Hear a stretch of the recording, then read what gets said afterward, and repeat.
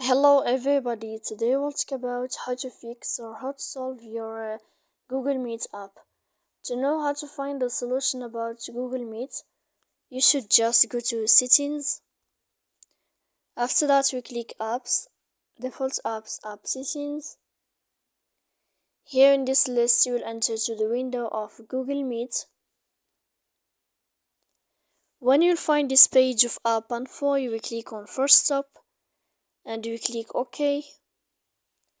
After that we'll enter to storage.